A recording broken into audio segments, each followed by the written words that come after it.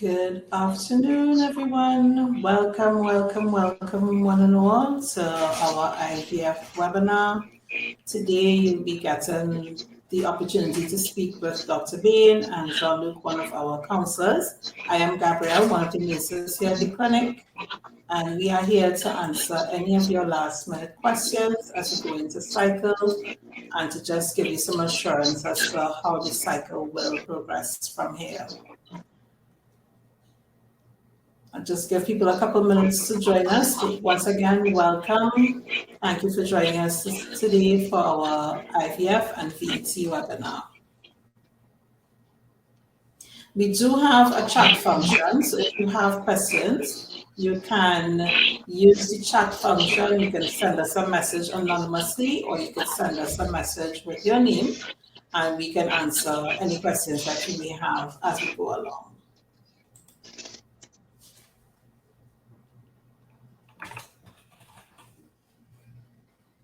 Doctor, you want to say hi?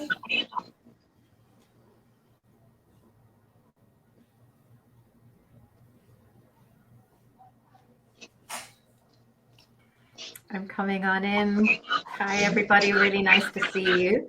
I'm hearing quite a bit of feedback, so I really hope that everybody isn't hearing feedback. I can see some of you have logged in already. If you're hearing bad feedback, please let us know. Gabby, I was hearing just a little bit when you were talking.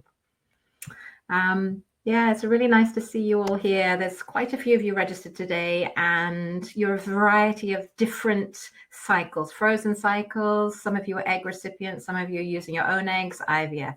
So we welcome you all here. We've got Jean-Luc, the counsellor, who's going to talk a little bit. And I'm going to hand over back to Gabby, really, just to get started with the presentation. If you're having to rush off or you're worried, just to let you all know that you will get a recording of this afterwards if you check your email. So you can always go back and watch the bits that you missed. Gabby, back to you for the time being. Thank you. Thanks, Doctor. So we do have presentation that we're going to go through.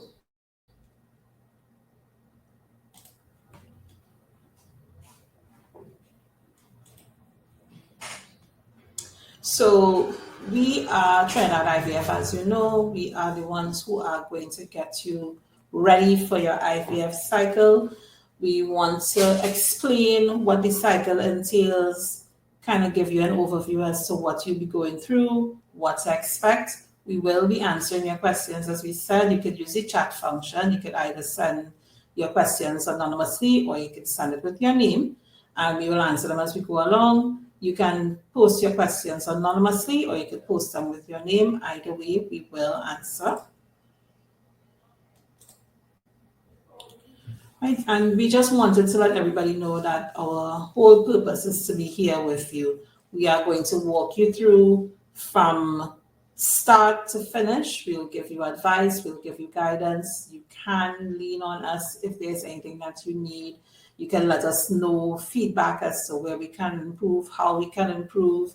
Let us know what your thoughts are as you're going along, because we want to make sure that this is a very pleasant and positive experience for you as you go through your IVF cycle. Some of the staff that you'll meet along the way include our reception staff. They are the first line of contact. So our ladies on the phones are Tekla, Rhonda, Charlene at Medical Associates. We have Amanda and Rejan at Rokrinook. And the embryologists will be taking care of your embryos. We have in the lab Daniel, Ruth, and Sandra, and Eva. And then the nurses who are with you from start to finish, we have Jasodra, myself, Gary, Sharda, Cindy, and Melissa. And then we have the doctors who take care of you, Dr. Timothy, Dr. Rampol, and Dr. Bean. So we are all part of the team that will get you through your IVF cycle and get you to that hopefully big fat positive at the end of the experience.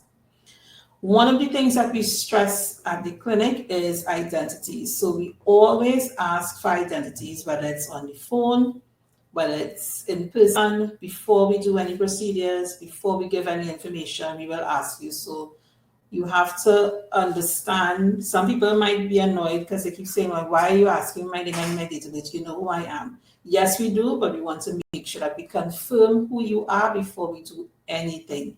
We are going to ask you at every point before a doctor does an examination, before we do a blood test, before we give you results over the phone, before we take you into theatre for any procedures, we will always ask you for your name and date of birth. Some people know it routinely.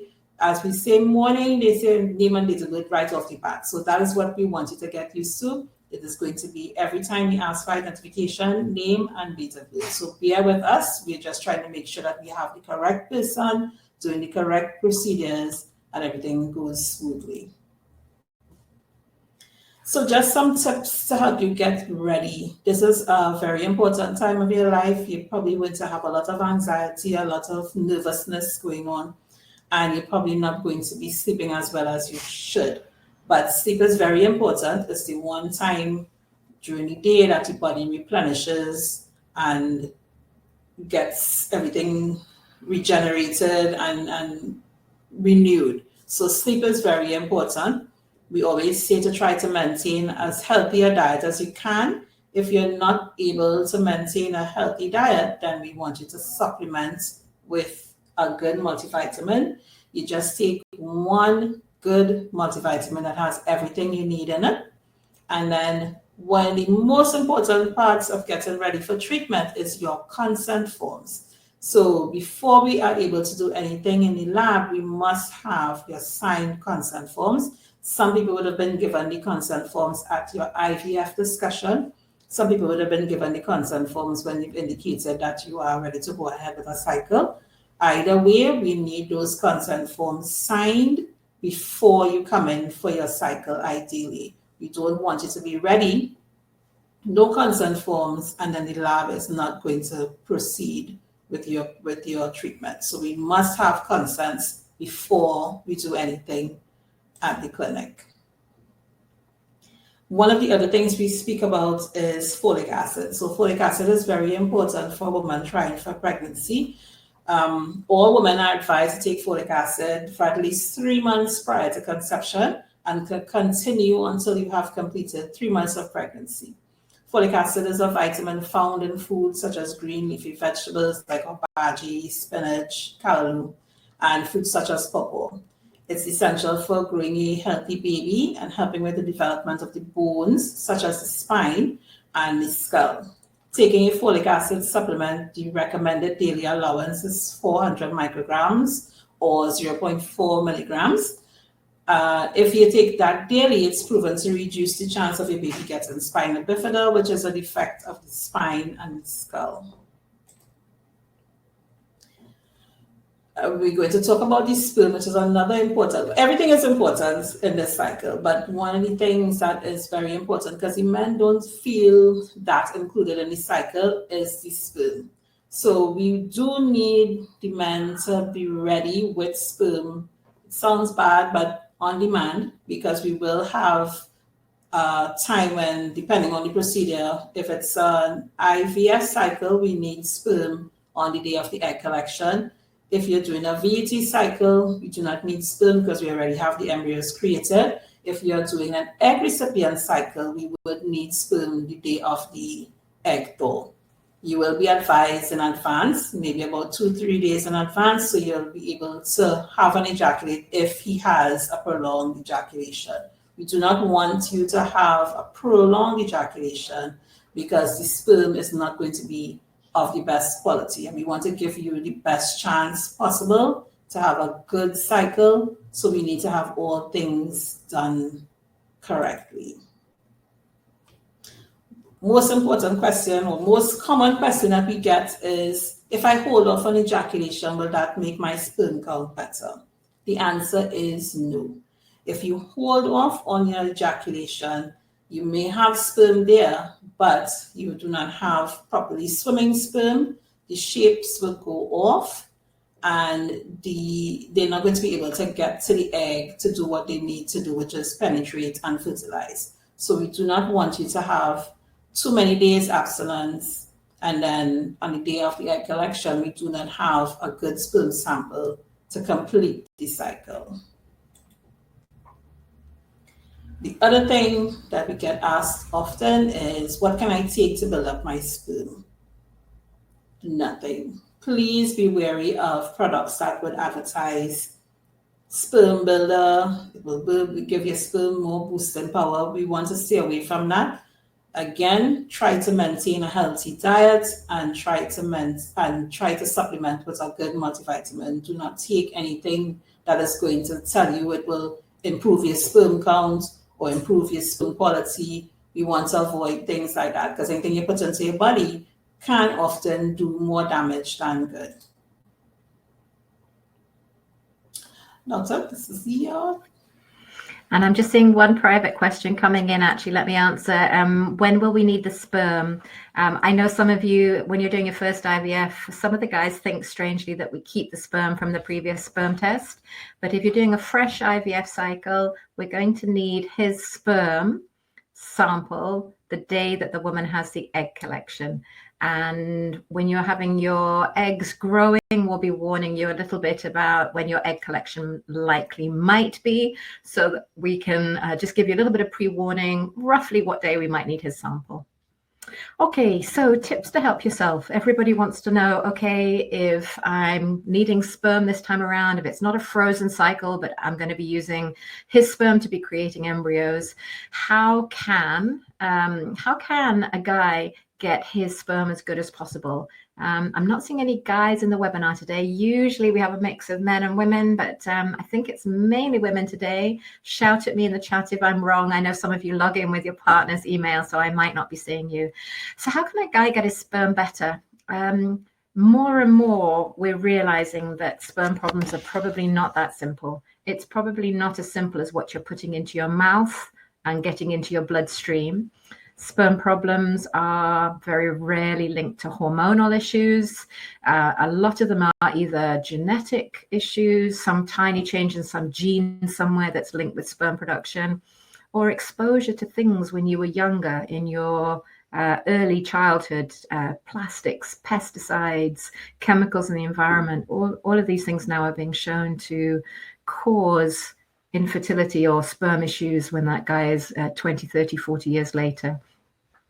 We did think that maybe antioxidants, really those are things like vitamins, minerals, and some other supplements that go into your body as a dietary supplement. They might be able to help. And in the early days, it was looking quite hopeful, and antioxidants like Fertilade and Proxeed Plus became very popular. They were at all the fertility conferences. And the first few studies, there were about 14 studies showing possibly some benefit, not well done studies particularly. And then when it's not the manufacturers doing studies, but you have people who are neutral, a bit like me. Does this work? Does this not work? Should I be recommending this to my patients, or is it a waste of their money? When clinics like that came in and did big widespread studies, there were 6 studies then that showed, that were randomized, very well done, and showed actually antioxidants don't seem to have any effect. And then if you look at population studies more recently, if you look at a huge population study, the people that take multivitamins seem to have an increased mortality compared to the people that don't take multivitamins. Now, there's many factors there, and it might be that unhealthy people who smoke and don't eat fruits and vegetables take a multivitamin. So you can't read too much into that. So are these things going to help you? The answer is probably not. That's the real truth there. But do we always say, listen, take a multivitamin, guys, any international brand, one a day. But the truth is that commercial supplement that you're taking, that multivitamin, and we don't recommend the Proxeed and all of those expensive things, just really a basic multivitamin. The truth is all the things that are good in there, your vitamin C's, E's, your zinc, your selenium, that you're getting are probably better given to you as fruits and vegetables. That's the way that these helpful and good things are supposed to get into your body. So definitely have loads of fruits and veg in your diet. Go to the market, get from people that are not using lots of pesticides and chemicals, talk to your farmers, and have a lovely healthy diet, a little bit of everything. Also be very careful. It's not as simple as taking a pill. I was literally just on the phone with a journalist before I came onto this webinar, and one of her questions to me is, surely there's a pill a guy can take to make his sperm better? You know, what about these things that pharmacists sell, particularly testosterone, Provaron? That's what my pharmacist told me would help. And you know what? It's completely the opposite. So we have a problem in Trinidad and Tobago where pharmacists and doctors who are very out of date think that if they give you a little bit of testosterone, it's going to make the sperm better. And actually, testosterone is a contraceptive. It drops sperm counts. So I'm going to say to you, please be really careful with anything that you're given by a non-fertility specialist, because we've seen terrible situations where the guy was fine. It was nothing to do with the sperm. It was the woman. She had very low egg levels. She was coming on for IVF. He was fine. And then on the day of the egg collection, there was no sperm. And when we asked him, he said, oh, yeah, well, my pharmacist gave me a little something to help with the IVF cycle. And it was testosterone. And then they had to wait about 9 months before it washed out of his body and they could go again because he had no sperm. Be really careful about those types of things. And we're right here. Call us and ask us. I think that's really, really the main thing. And if there's anything that can boost or help, we're here to give it to you. Smoking's terrible. What about vaping? Yeah, don't do it. It's been shown to have bad effects on sperm as well. So if you're really a smoker, male or female, really, it doesn't seem to be the nicotine. It seems to be all the other chemicals. So nicotine patches, we don't mind if you're using them, but use something to try and give up and try not to vape. One question with regards to smoking, is marijuana also dangerous? That's a really good question. And I don't think there's an answer to that one yet. There have been some interesting studies on marijuana. If it's mixed with cigarettes, yeah, bad for you. Definitely has an impact on dropping fertility and not good for sperm. If it's pure marijuana smoked, I think the infertility studies haven't proven it's bad. But really and truly, anything that you're putting into your body smoking wise is not how humans are designed to get things into their bloodstream. Smoking, getting things through the lungs, gets things into your bloodstream very fast. It's really supposed to be oxygen. That's what our lungs are for. So I wouldn't personally advise putting anything else into your lungs. So I would give up and stop all of that, ideally 3 months before a cycle, but straight away, because even if it's today and you're doing a sperm sample tomorrow, you might get a benefit. So marijuana, I can't prove it to you yet, but best not to. Alcohol, people ask the same thing. Is a little bit of alcohol okay? And we used to say yes, but the latest studies are showing that it's best to really reduce alcohol intake in the few weeks before IVF and while you're during a cycle. And there's 1 or 2 studies suggesting that if you stop completely, you might get slightly better pregnancy rates. That's not proven yet. So when you're doing fertility treatment, reduce dramatically. Once you're pregnant, the evidence is clear. You shouldn't be drinking. So no alcohol in pregnancy is an absolute. What about coffee? That's the other one we get loads of questions on. And I think, again, everything in moderation. So coffee drinkers, 1 or 2 cups of coffee is not going to cause a problem. But if you're drinking large amounts, if you're on 6 or more cups of strong black coffee a day, you're going to be having a lot taken into your body that way. That's not a great way to go into pregnancy. So for fertility treatment and once you're pregnant, we're saying, listen, keep below 1 or 2 cups of coffee a day. I would also say that there are lots of things that have caffeine in them as well. So tea has as much caffeine as coffee. And soft drinks have a lot of caffeine. And actually, if you want to find out your caffeine intake, I love this. So go and have a look at this caffeine calculator. It's at Tommy's, which is St Thomas's Hospital in London, and they have a fabulous wing that does a lot of research, tommys.org. They have loads of pregnancy information, great miscarriage information, but they have a brilliant online check your caffeine intake calculator. So go and have a look at that. It'll help you. And now I'd really like to welcome Jean-Luc. So a big part of getting you safely and more happily through a fertility cycle is working with counselors as well. So we're all here really, really wanting you guys to get pregnant. Some of you, this is your first cycle. Some of you have been through cycles before, and you feel different in every cycle.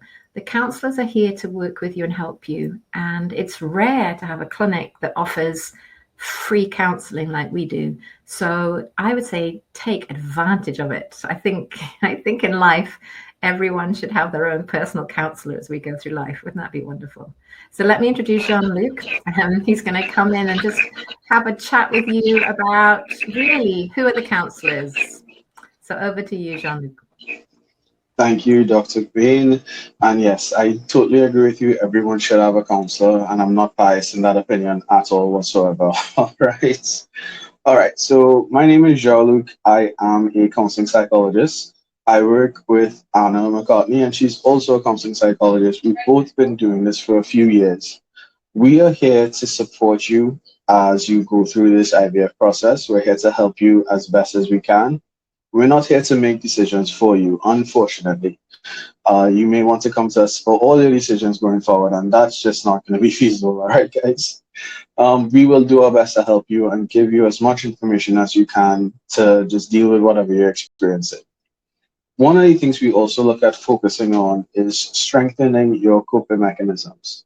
One of the things I tell to a lot of my clients is kids aren't stress reducers. Kids are stress inducers, which is perfectly fine.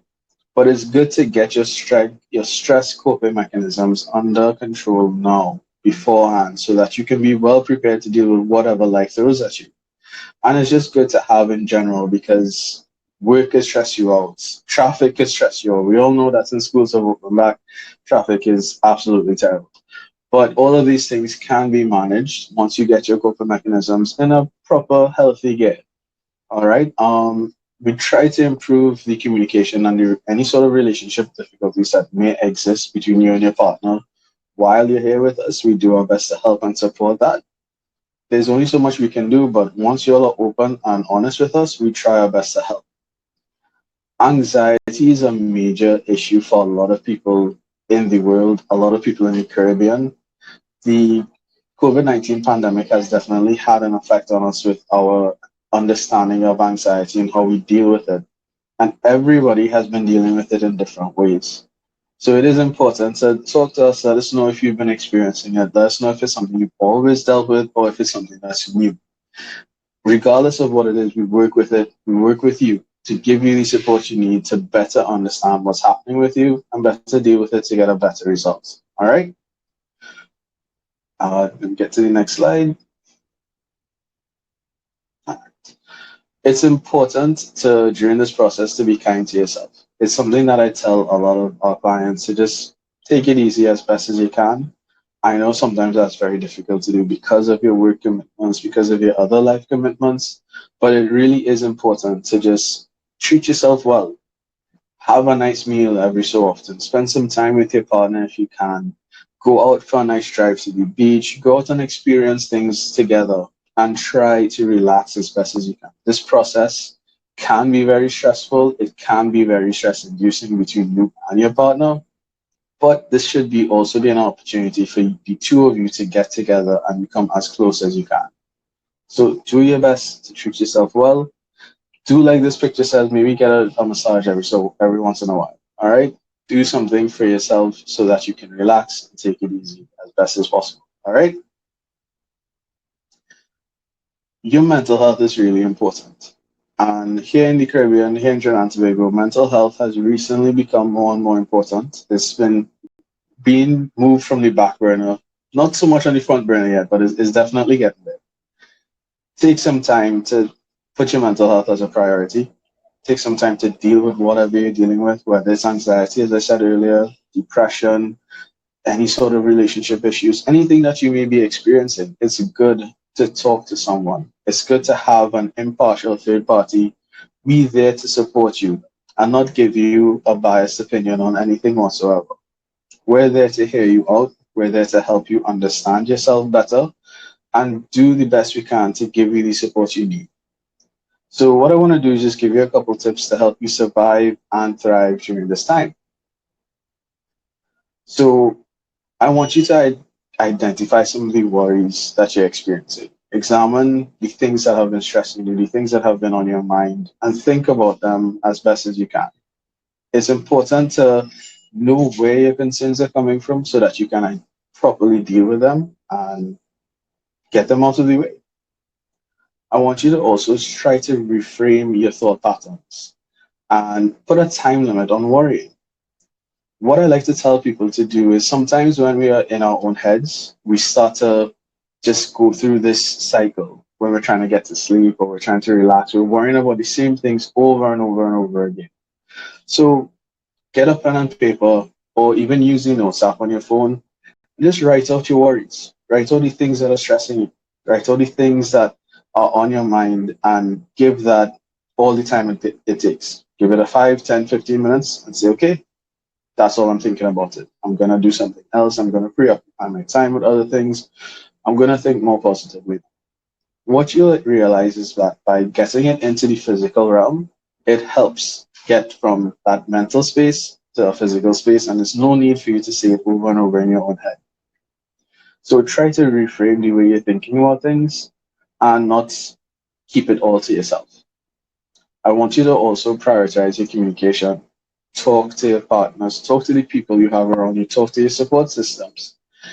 We cannot read your minds. We cannot assume something is going on without you telling us. Even the best counselors in the world need you to talk. We need you to tell us what's going on, and your partners are the same. Talk to your family, talk to your friends, talk to your partners about what may be going on, some of the concerns you're having, and just be as open as you can. As I said earlier, you have to be kind to yourself, so you're going to need to prioritize yourself. That may come across as selfish to some, but that's okay. At this point in time, we're trying our best to get a positive result. Make sure you add some significant self-care to your daily routines. Make sure you do things that help you deal with whatever you're experiencing. It's important that you find the support that works for you. It could be a counselor, it could be your friends, it could be family, whatever works once it's helpful and once it's healthy. But again, I may be a bit biased, but still, talking to a counselor might really help. It's really important to just take it one day at a time and see how things go. At the end of the day, we're here to support you, we're here to help, and we want you to get that big fat positive. So we're here as best as we can. All right? So hold on, stay strong. As we said, when you're not alone in this process, we're here to support. All right, I'll put it back to Dr. Wayne. It's nice seeing you guys. I wish you all nothing but the best. Thank you, Jean-Luc. The steps in the IVF cycle. So most of you would have either had IVF before and are coming on for your VET cycle, or the others are now coming on and you would have had your IVF discussion, which would have walked you through the steps in getting ready. So you know everything here starts with your period. So most of you are either on the pill, just coming off of the pill and waiting for a period, or you're just waiting for your period to get on to the cycle. So the steps would be, first step is always call us with the period. So once that period comes on, you're going to call us to book an appointment to start. If your period comes on a Saturday, we are open Saturdays from 8 until 12 noon at the Medical Associates office. If it comes Saturday evening or Sunday, you do not have to panic. You can call us on Monday and we will organize your appointment for you. Again, consent forms are very important, as you can see, because we are talking about it again. So we always try to make sure that all your consents are in before you have your first appointment, or if both you and your partners are attending the first appointment, we can get that consent form signed then and there. But we cannot do anything without your consent forms. They're very important.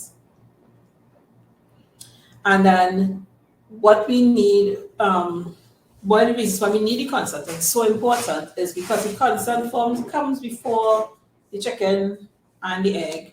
We have to have the consent form before we can do anything at all with the eggs. So we have different types of consents for different treatments. For the VET patients, we will need a consent to thaw. That gives us permission to thaw your embryos to get you into your cycle. That is thawed not at the beginning, we thaw it when the time is right. And for IVF, we need to have your consent to IVF.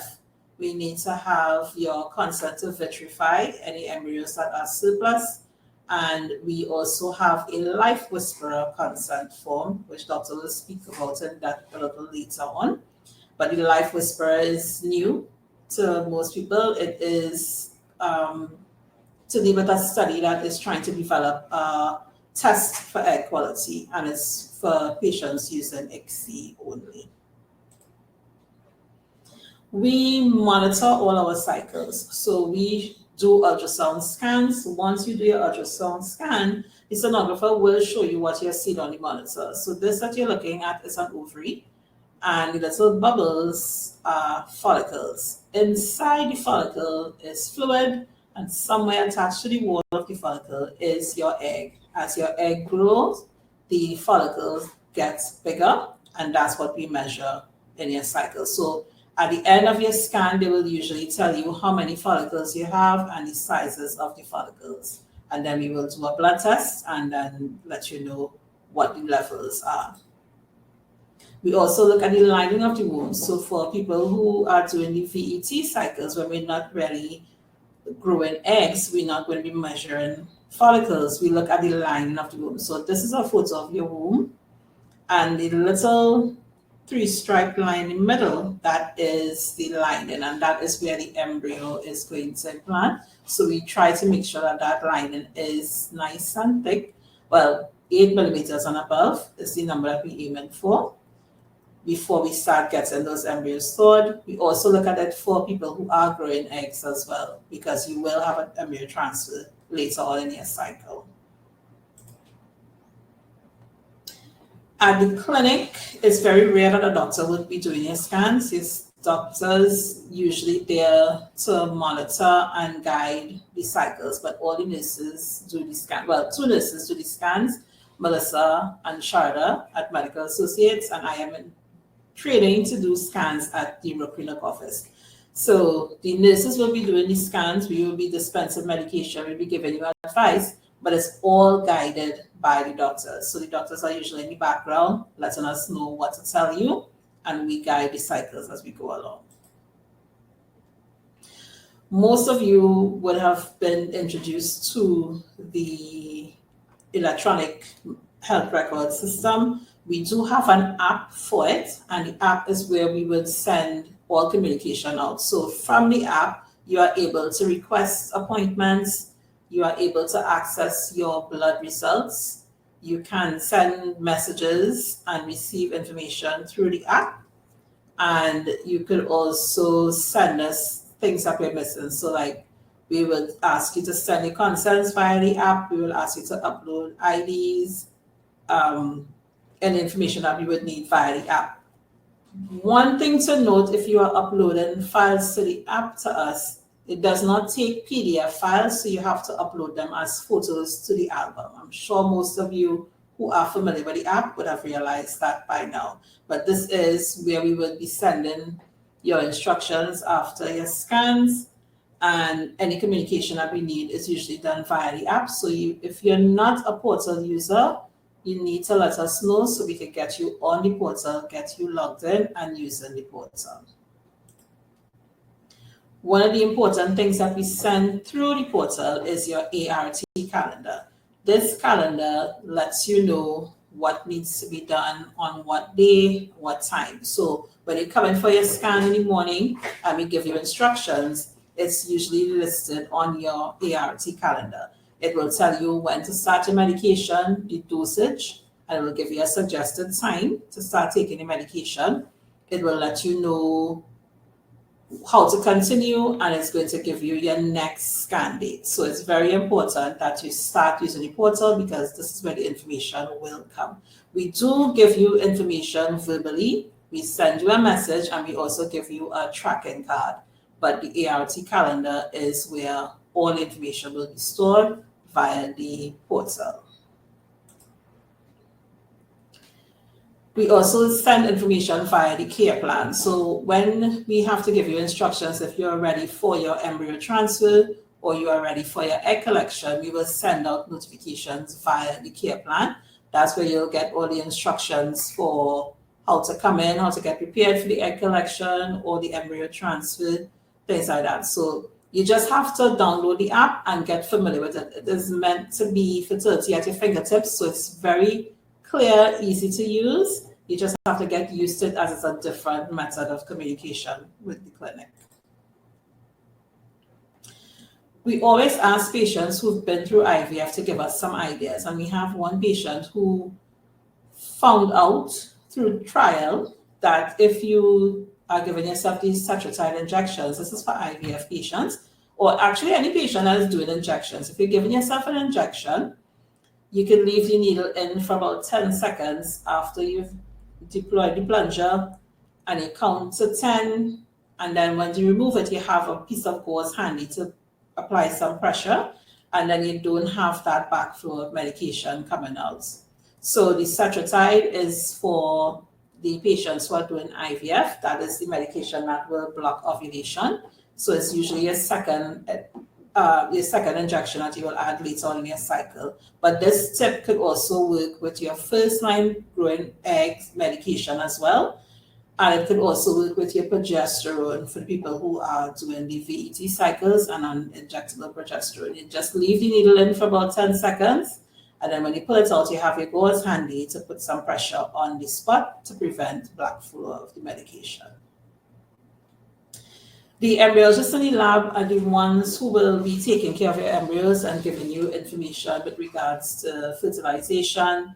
And they will call you the day after fertilization and every other day after that, just to give you an update as to how your embryos are progressing.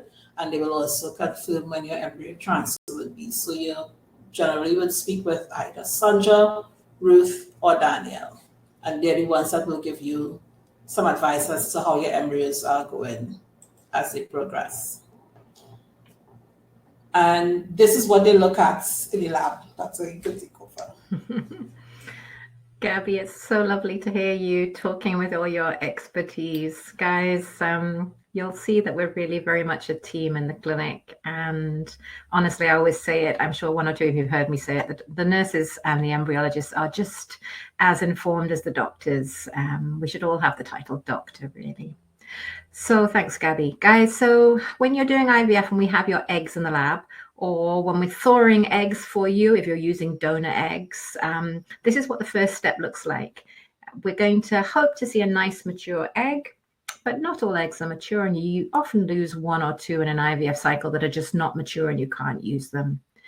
Sometimes we see things that we suspect means that the egg is not going to be such great quality. Now, it might be a genetically normal egg, but have other issues inside it with the battery pack or the structures that keep that egg together and make it do all the correct things to make an embryo. Or it may be not a good egg genetically. Now, sometimes you're not going to see that. The egg is going to look like that egg on the left, that yellow egg, and it's going to look nice and healthy looking, but have quality issues. But then we see some eggs like this one that's the bluer picture, where we do think that this egg is probably going to have more problems and be a lot less likely to make a baby. And you can see this egg is slightly less round, has some darker gray areas. We call them granulation inside. Other eggs have missing bits, little pockets of not really air, but pockets called vacuoles. So we're trying to see whether we think we've got good eggs or bad eggs. There's actually no test for egg quality yet. We've got the test for egg numbers, your egg reserve, that's your AMH blood test, but no test really to tell us which eggs will make a baby and which eggs won't. And you know, the reality is that yellow egg might not make a baby, but that bluer egg might.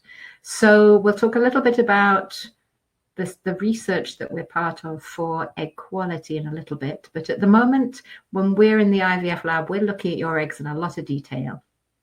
And if you don't get pregnant, then one of the doctors will be getting you a report a couple of weeks after your IVF cycle and sitting and talking it through with you if you don't get pregnant. And egg quality might be one of the things that we're seeing to talk to you about. So first thing is you get those eggs. We see them in the lab. And then the eggs have the sperm put around them or injected into them. And you get this lovely progression, hopefully, of embryos growing. On that first day, the embryo fertilizes and divides into 2 cells. By day 2, it's around about 2 to 6 cells, on average about 4 cells. By day 3, most embryos, good embryos, are around about 8 cells. If they're going too slowly or too fast, so like 2 cells or 20 cells, that's not so good. So we're looking for embryos around about the 8 cell mark on day 3. That's what's considered normal. And sometimes we put in your embryos there for you. And for 1 or 2 of you coming up, if there's a public holiday coming up, or if we've only got 2 embryos at this point and you're 42, for example, we would put them in on day 3 for you. But then we do like to watch the embryos through day 4. They're now a blob of cells called a morula, a couple of 100 cells, and you can't really count the number of cells or grade the embryo at this point. So you don't get a call from the embryologist on that day 4 because we don't take your embryos out of the incubator. It's better for them to stay in that nice, calm, quiet incubator environment.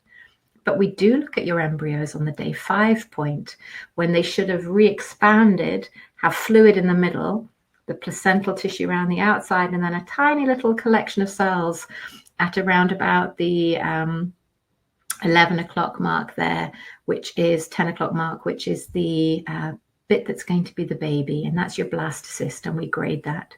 So that's what embryo growth is like. And if you have frozen embryos, they're warmed up and thawed, and as they re-expand when they've been warmed up, that's when we can call you and say, okay, we've got 2 live out of 3, or 1 looks lovely and 1 hasn't survived, and we're looking at them again as that blastocyst stage to see what they're like. So how do we try and figure out which embryo to put inside you, which is the one that's going to get a baby, and which egg is going to get a baby, basically? We use a lot of things. We use our expertise. So the embryologists in the lab are experts. They've looked at thousands of embryos and they grade them. And that's the best way the world has at the moment for choosing which embryo to put inside and picking the best one.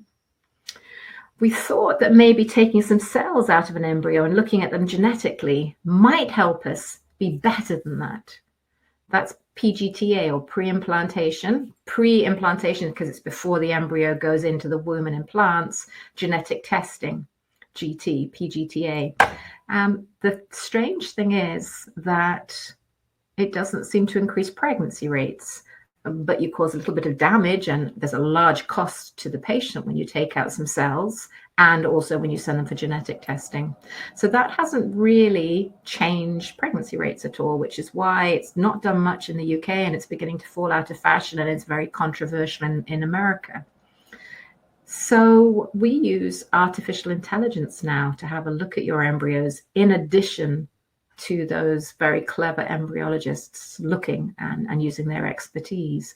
Artificial intelligence, it's not it doesn't touch the embryo in any way. Basically, it's high-powered computers looking at an image of your embryo and looking at 1,000 things in that image and picking out the things that we can't see with our human eyes down the microscope that maybe will give that embryo a different rating than the embryologist does. So Life Whisper is one artificial intelligence company in Australia that's well recommended and that we use. We don't charge you for it. It's not proven to increase pregnancy rates yet. So we're using it for all embryos that are not frozen. They're fresh embryos. So if you've had IVF with us in the last 3 years, you'll have a Life Whisperer report. And in the last 2 years, they give 2 reports for embryos. One for the genetics, that's like doing PGTA, but is non-invasive and doesn't touch your embryo. And then one for the structure of the embryo, not the genetics, because lots of embryos that are genetically normal still don't implant and make a baby. But looking at the structures that came from the sperm and the egg and that have put that embryo into place and is helping it grow, and the battery packs and the structures and all of the nutrients in there. So you get a viability one and a genetics one.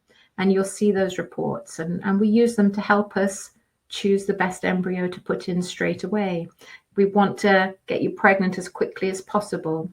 So the artificial intelligence probably doesn't increase pregnancy rates. It doesn't do anything to make that embryo better.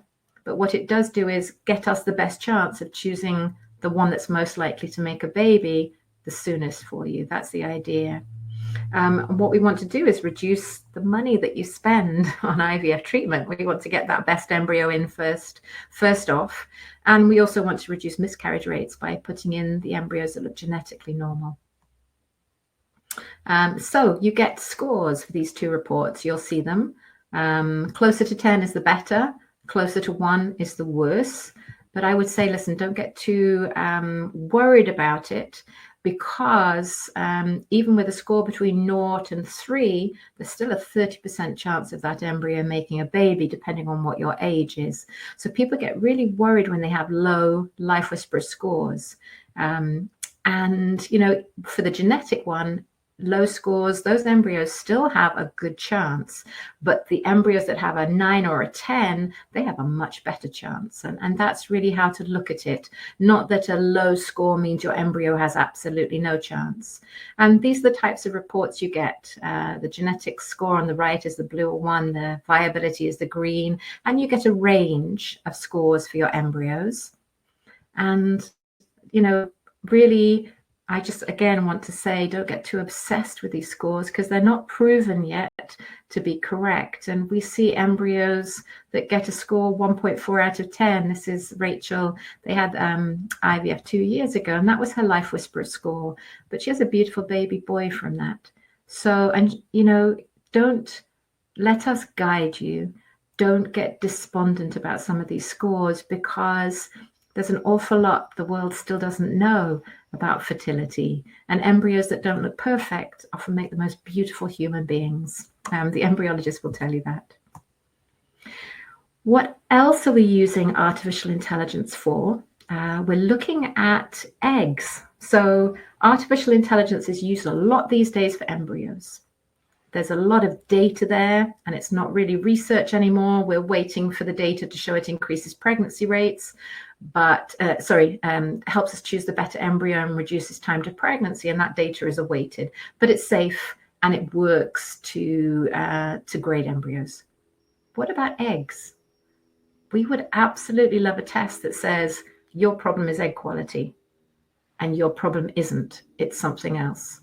And we would love a test that says, okay, out of these 10 eggs, that one will make a baby and those 9 won't. So put in an embryo from that egg. We don't have that. And we would love it. We would love to be able to tell people, yes, your problem is egg quality, and you've done 2 IVF cycles. So now maybe it's better to use an egg donor.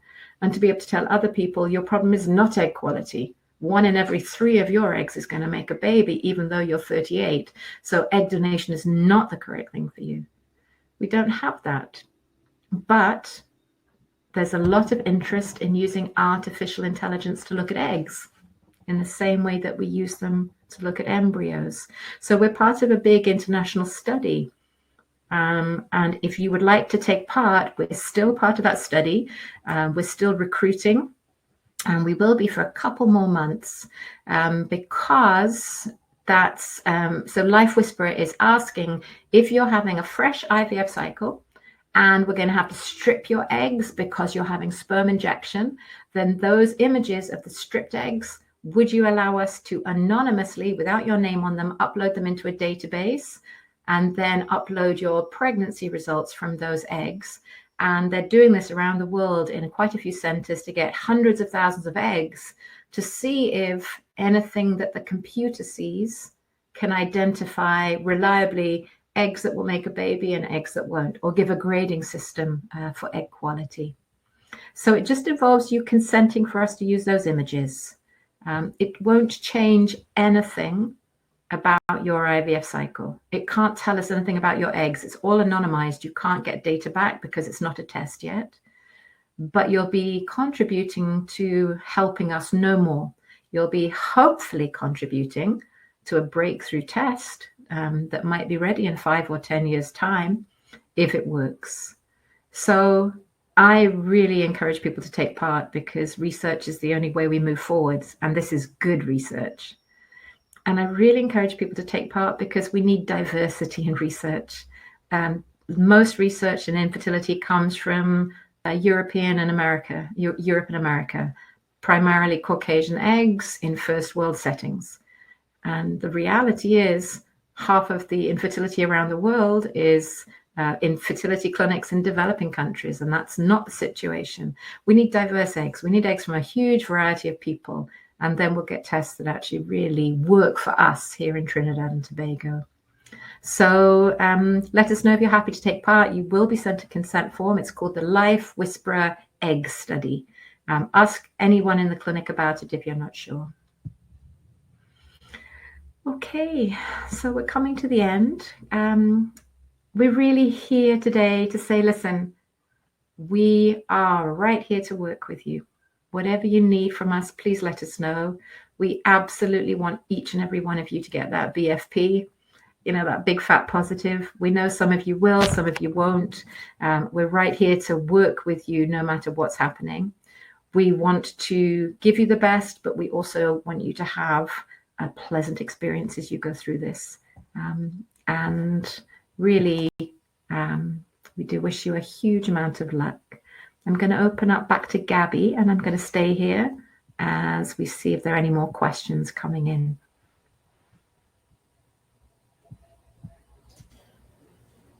I think everybody is shy today. It's either that or everybody had a very good IVF discussion and were able to get all their questions answered then.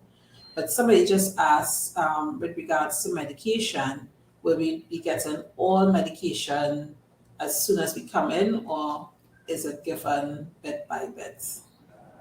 That's a good question. Most IVF clinics around the world just give you all of your medication, 14 days worth, there you go.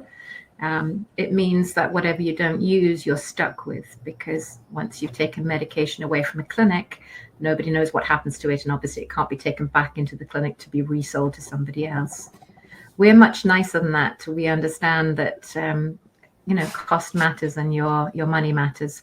So what we do is actually we give out the medication as you go along, so that you only get given the medication that we think you're going to use rather than getting the whole lot. So that makes it more cost effective for you. So we will be giving you your medication as you start your cycle.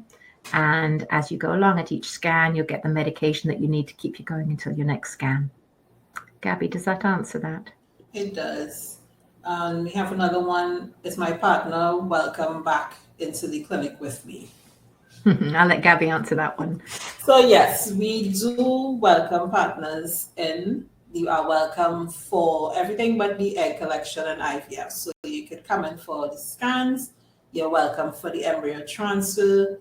You can come in for the egg collection because you will have to produce a sample on the same day, but you're not going to be able to come into theatre for the actual procedure. You're welcome to sit in the recovery room with your partner until discharge, if that is what you want to do. We want everybody to be comfortable and have that support through the cycle, because we know the nerves are very high in the morning of the egg collections. If you have somebody there with you that you're comfortable with, it does help you get through the day a little bit easier. So partners are welcome.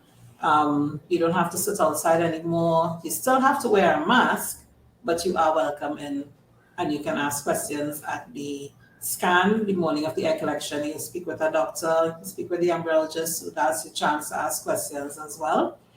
But we're back to one big happy family in the clinic. And we're very delighted for that as well. And the mask wearing is a government requirement, unfortunately.